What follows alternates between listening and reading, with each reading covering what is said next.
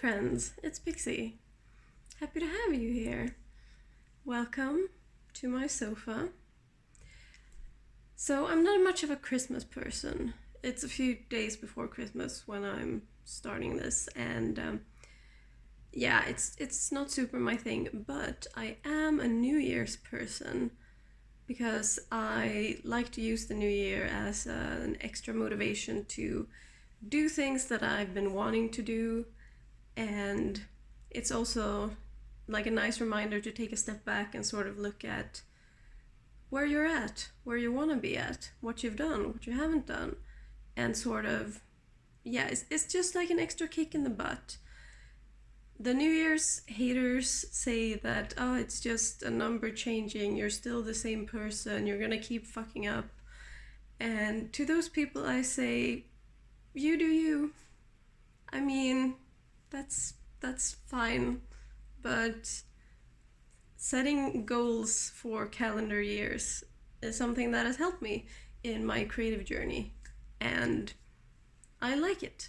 So anyway, what I'm doing now, because we're coming up to the end of the year and I really need a project because I still can't draw because my wrist is still sad and I can't work on the class I'm supposed to be taking because also hurts my wrist. So I need a project, I need something to do, and I decided that what I want to do is read the books that I've had on my TBR for the longest. So both my owned TBR and my Goodreads want to read. I think I take my want to read shelf on Goodreads a little too seriously, but it is what it is. So some of these books I added in 2015, and one of these I bought in 2014. So reading, I'm gonna read a number of books that it's been a long time coming that I read, essentially. And hopefully we're gonna find out that I was right to be interested in them in the first place, and I will love them all. That's what we're hoping for, because I want to have nice experiences in this winter sadness. And we are off to a good start because I've actually already read a book. So the book I read was Asleep by Banana Yoshimoto. It is a collection of 3 stories that all have to do with grief. So they are all about a main character who knew someone who died. And they were very beautiful and I really liked them, and I give it 4 stars. They had a dreamlike quality to them, or, you know, when you're really tired or really sad, you can get a feeling of slight unreality. Like, reality is still like the same, no hallucinations or anything, but everything just feels distant or off. That's kind of how it felt to read those stories, and I found it enjoyable.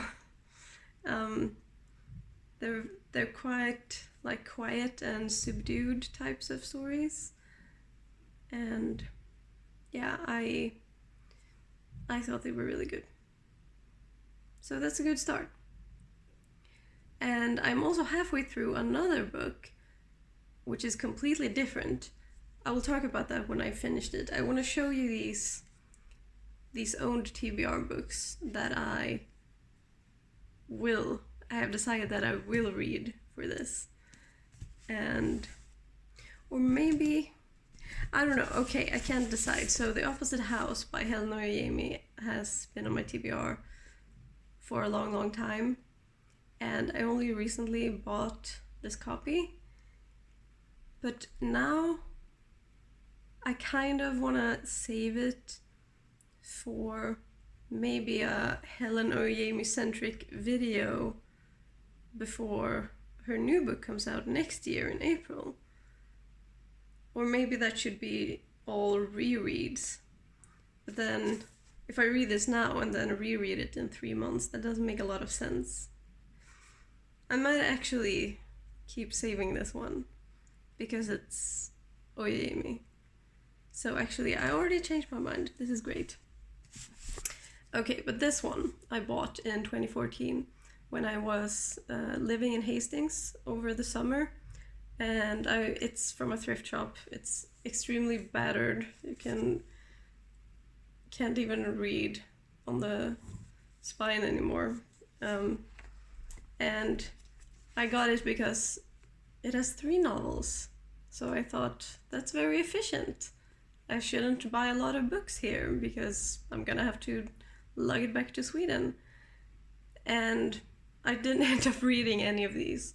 So the 3 books in here are The Castle of Otranto, which I'm most interested in reading, a book called Vathek, and Frankenstein by Mary Shelley. I have read Frankenstein before, but I haven't read the other 2. So if I read one, I want to read The Castle of Otranto, because it's considered a Gothic classic, and I'm about that. So if I read that one, I will consider this book read. Now I'm curious about Vathek. Okay, this is what it says about Vathek on the back. An Oriental tale by an eccentric millionaire. I don't think I want to read that one. I mean, Horace Walpole was also rich. A lot of people who wrote books in the 1700s were rich because they were the only ones who had the freaking time. But it sounds like it's gonna be just like super racist and bad. And yeah, I don't know, no. But The Castle of Otranto I'm interested in. I mean, I'm sure it's gonna have like bad stuff, but it's more famous and therefore more interesting for me from like a literary history standpoint. Then I have Everybody Sees the Ants by A.S. King. There we go. Which I bought in, I'm pretty sure 2016. And I think this is gonna be a quick read once I actually start reading. But I'm scared because it was recommended to me by a friend and he said that he cried a lot. So essentially I'm just scared to cry. But I think I'm gonna really enjoy A.S. King once I start reading her books. I haven't read any of them yet, but everything I've heard about them makes them sound like they will be entirely my shit. So I hope that will be the case. And I hope it will be a good cathartic cry, not a bad cry. Anyway, 2 books. Most of these are gonna be ebooks because that's the easiest way for me to get them. You get so alone, sometimes it starts to make sense. On this side of paradise, we're never concerned when the grass always greener on the other side of the screen. And misery set her sights on the likes of you and me. When arrows of love you pulled from my chest, when white mask of tragedy ties ribbons round our necks, and then shadows are cast over beds that we've made, and you start to forget why you came to this place. Then you go break their hearts, they don't know. Hello! Let's talk about a book while my second batch of cookies are in the oven.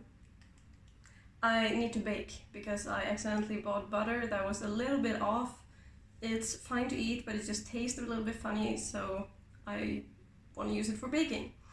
And I also accidentally bought vanilla oat milk instead of regular, and I tried to make oatmeal with it, and it just did not taste good. Yeah, anyway, I finished a book yesterday. The Wolf Wilder by Catherine Rundle.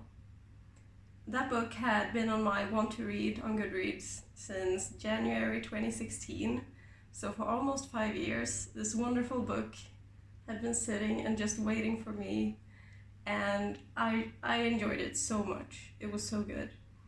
It's about this, I think she's 11 or 12, this girl who lives with her mom in the snowy forests in Russia. They're kind of all alone in the wilderness, and what they do is they re-teach wolves how to be wild wolves after they have messed up being pets for the aristocracy.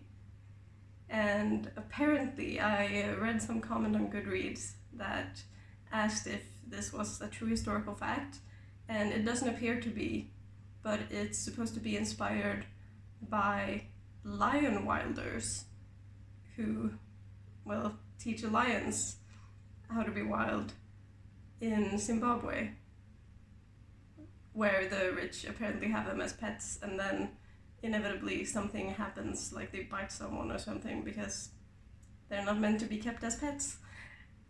And yeah, that's our main characters. The book is essentially about the conflict between them just wanting to be left alone and be with the wolves and the Tsar's army.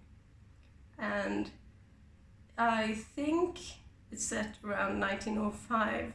They meet a boy who talks about revolution and reading Marx. So I really enjoyed those bits. But yeah, it was just such a sweet vibe, very naturey, a lot of snow, and this girl is a total badass, but she's also scared a lot of the time. And I don't know, everything about this book was good. It just did everything good. Like, characters, complex and good, sympathetic, likable, relatable, and the plot, well-paced, interesting, kept me reading. The stakes, they were there. Just the wolves also had distinct characters, and I just really enjoyed reading about her relationship with the wolves. Yeah, so it was a great book. I'm so pleased. I haven't decided yet what the next book I'm gonna read is, so stick around to find out. Also stick around to find out if these cookies are any good. Maybe they're gonna taste too much like vanilla because I used the vanilla milk. We shall see. That's all for now.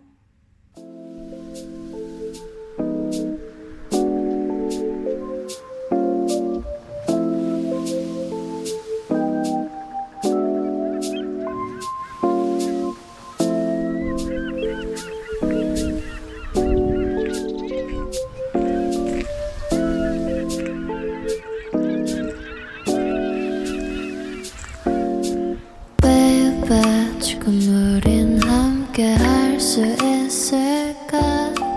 Baby, 네 눈을. Hi! I finished the Castle of Otranto. I didn't read this copy, I read it on my iPad, as you saw, because I've discovered that if I hold a book open with my thumb for a long period, that also hurts my wrist. So even though this is a pretty old soft one, so it doesn't require like squeezing like some newer paperbacks do, but still.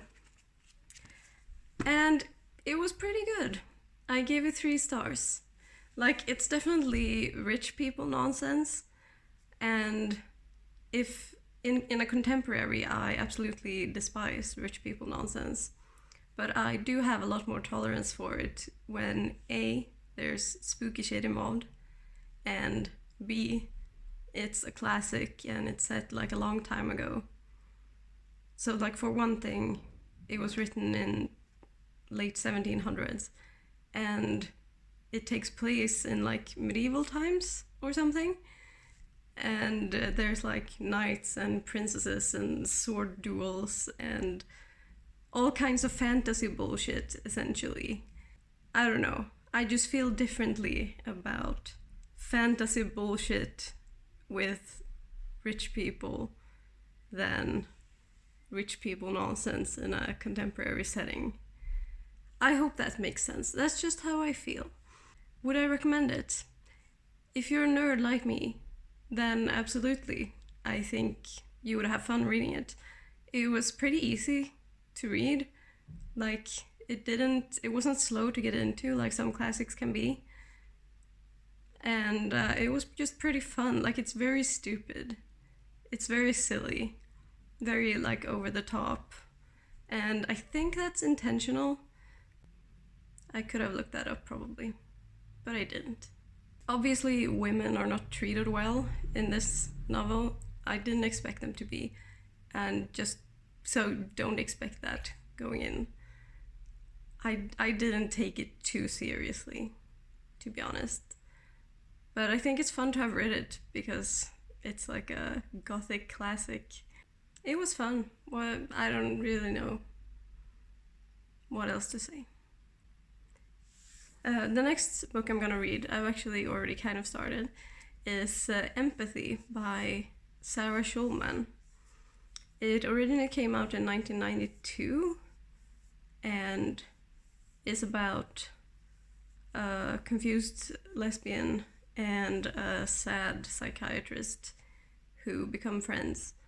And I've kept it on my TBR, like my want to read on Goodreads, because I've gone through it multiple times and sort of taken out books that I no longer think sound interesting, but I've kept it because of one sentence in the description that says something like, "This beautifully written novel shows how even those damaged by love can still be transformed by it." And I want to see what that's about. And I already agree that it's beautifully written, so I'm excited to keep reading. I had some trouble getting hold of it, but I have an ebook now, and yes, I'm gonna finally read this book. So this was added to my want to read in January 2016, so almost 5 years ago. Okay, so firstly, I did not know there was Christmas in this book. Secondly, isn't this a weird sentence? Christmas smelled sexy, like wet cheese? What? I don't know. I'm gonna keep reading. I just wanted to give that update. Hi. So I finished reading Empathy, and it was really good. It was really weird. I really liked it. I'm really glad I kept it on my TBR, which feels like a common theme for all of these. And now I'm like, maybe I shouldn't have deleted those books that I sorted out earlier. But I will refine them. It's fine. And there are other books. It's fine. So, Empathy. I'm gonna try to explain. It's one of those books where not a lot happens externally, but a lot of things happen internally, emotionally, psychologically. And it's it has a little surreal feeling to it, or poetic, or both. I really enjoyed it. While it has that weird, almost surreal poetry about it, it's also very firmly grounded in the political situation it takes place in.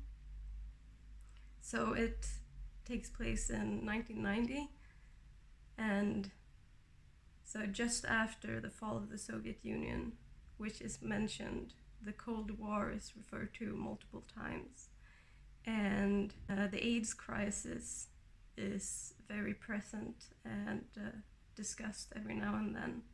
I feel like it's so rare to find a book that's weird in this way that I like, that also has a clear political conscience or consciousness. I don't know which one I mean, probably maybe both. I really love that. It was super interesting. But it's a lot about gender for lesbians and the accusation against lesbians that you just want to be a man, you want to take revenge on your father, and there's a lot of Freud in there. It had a lot of interesting stuff, and I really liked it, and I would definitely recommend it if you like weird books. If you like literary fiction, you should absolutely read this. Read it. Do it. We'll check in with you later. Cold sweat, I was in a nightmare, searching in the dark, but I couldn't find you. There were footsteps coming down the hallway, but when I turned around, it wasn't you. I was looking at myself, I couldn't see my face, but deep down I knew it was true. Shadows handed me a question: if I ever lost you, what would I do? What would I do? Do do do do. What would I do? Do do do do. Woke up from my premonition, I couldn't. I finished it. I finished Everybody Sees the Ants, and I didn't cry. And I should have. I really should have. It was really good and very heavy. Aside from bullying, it also deals with missing soldiers in Vietnam, and it was a lot. There was a lot to deal with. There was also suicidal thoughts, sexual harassment, a lot of heavy topics. But I thought they were dealt with very well, and I really loved how the slightly magical, weird element was done. So it's the main character, Lucky. It's his dreams. In his dreams, he goes to Vietnam, and these dreams bleed into his real life. But his real life also bleeds into the dreams, and it was just really cool. I really liked it, but it feels like a 4-star and not a 5, and I can't explain to you why. I also can't explain to you why I didn't cry. Maybe because I was anticipating crying so hard that I just didn't. I don't know. I also don't know why I don't feel like it's 5 stars, because it did everything it set out to do really well. But it's just a feeling, you know, and star ratings don't really matter anyway. But I think I would definitely read more A.S. King in the future. This is gonna be the end of this video. It's probably too long already. Thank you, if you're still here. And what we have learned is that past me knew what present me likes. So that's good. I'm really glad I'm finally making myself read all these books, because I've had some really great reads. And it's fun, because of these 5 books, I've read adult books, I've read young adult and middle grade, and really enjoyed all of them. Which just goes to show that you shouldn't limit the demographic you read, even if you are very old and wise and an adult. You can still get something out of reading middle grade and young adult. And now we get to the part where I don't have a decided outro. I said thank you. And I want to thank my patrons again, as usual, for supporting my art journey and helping me make more time for art. I super appreciate that. I make an exclusive art video on Patreon every month, which you get access to for $1. That also gives you access to the whole backlog of those videos. So that's well over 12 videos now. It must be like 18 or something videos. So that's a lot of content. You like content, right? Anyway, thanks.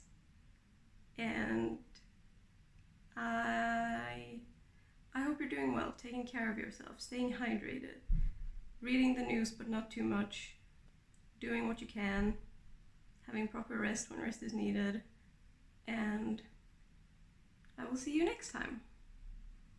Goodbye! When I can draw again, I'm gonna make a cute outro screen, and it's gonna be really cute, and you're gonna love it.